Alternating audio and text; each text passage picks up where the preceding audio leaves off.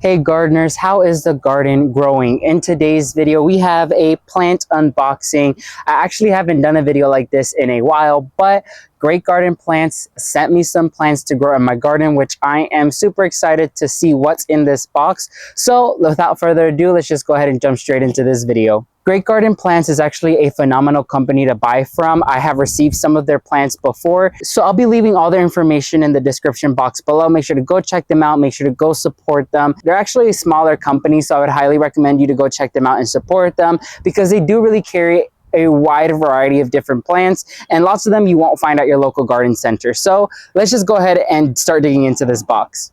Now, I've been anticipating this box for a while now. I know that there's 4 plants in here, but this huge box arrived and I did not expect it to be this big.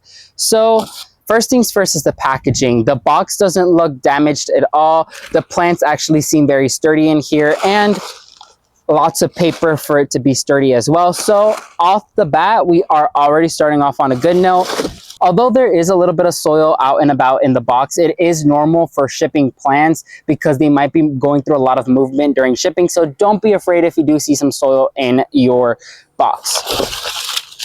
But being completely honest, it is very little soil, so I'm not really that worried. Okay, so here is the first one. So let me go ahead and take out the packaging. So if you do receive plants in the mail, it is always recommended for you to take them out of the box and out of their packaging as soon as you can, because who knows how long they have been in transit for, and you want to make sure you give them a good drink of water before you plant them out in the garden so they can start establishing and kind of acclimating to your area. So here is the very first one. This one I actually have been anticipating and highly excited for, and it is the proven winners Blue Chiffon Rosa Sharon. So hibiscus here in South Florida do very, very well. So your classic tropical hibiscus. I have also grown the summerific varieties in my garden, and they have been doing phenomenal. However, I don't have any Rosa Sharon in my garden yet, and I do want to give it a go because although all of the plants I have here are for zone 9 and I'm in zone 10B, I still could grow certain varieties of zone 9 plants in my garden if I kind of keep them in a controlled area, such as providing more shade, providing a bit more water, making sure their soil is highly amended. So all these factors play into the plant thriving in my garden. So I really have to pay attention to those smaller details to have them thrive.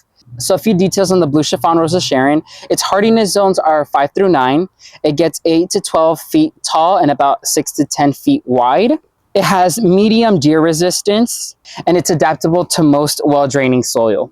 So having the Blue Chiffon Rosa Sharon is very, very exciting. I can't wait to see what it will do in the garden, and I'll definitely keep you guys posted as I'll be giving updates on all these plants. So now let's go on to the second one. Now this one did get a little bit shaken up during shipment, but the plant itself does look very, very healthy, and the root system is still very much intact, so I'm not very worried about how much soil I lost. I'm just going to add a little bit more soil and water it in very well and keep it in my greenhouse for them to kind of acclimate a little bit better.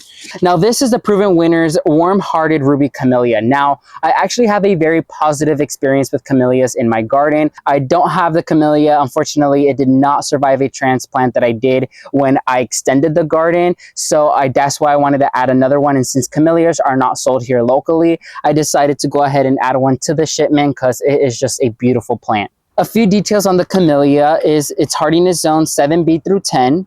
It gets 14 to 16 feet tall and about 8 to 10 feet wide. It likes to be planted in moist and well-drained soil, and it has high deer resistance, so that's another +1. Ooh, this one is another one I am very excited about, and it is super healthy. Look at that growth. Now, the third plant we have is a double take peach quince or queens. How would you pronounce it? Don't know, but I love this plant. I never actually had to have a quince before, or a queens, however you like to pronounce it, in the garden before. I have only seen other gardeners or other content creators grow them in their garden, and they do phenomenal, and they look absolutely stunning. They actually look very similar to a camellia, except the flowers are smaller and there's dozens of them on the plant. So I am very excited about this one.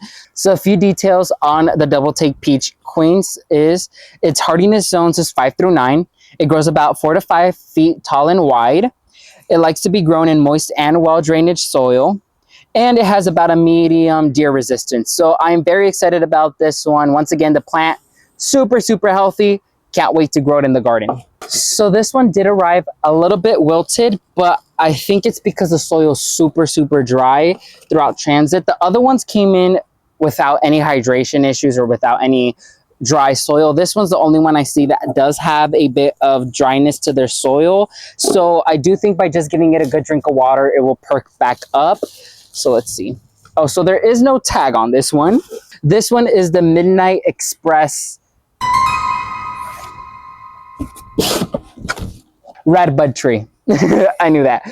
So I would just have to give it a little bit of a drink of water because it is a little bit wilted. Once again, the soil seems a bit dry, but I also feel that the root system is a bit root bounded, even with just feeling the container. So I do know I have to pot this one quite quickly or quite soon. So once again, still the plant looks in very healthy shape. All I'll do right now is give it a good drink of water, and once again in the greenhouse, and it should acclimate a little bit better and perk right back up, because once again the plant looks very healthy. It's just the soil does seem a bit dry.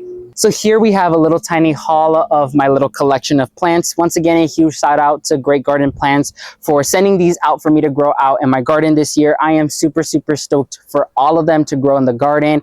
I will definitely be making a video on each and every single one of these once they are planted out in the garden. So make sure you subscribe to the channel if you aren't already, and turn on the bell notification button so you get notified when I release a new video. Once again, all of the media links towards Great Garden Plants will be listed in the description box below. So make sure to go check them out, give them a follow, and go support them as they are great company. Thank you all so much for watching this video. May God bless you and your entire family, and never forget to grow big, ultimate gardeners. Bye everyone.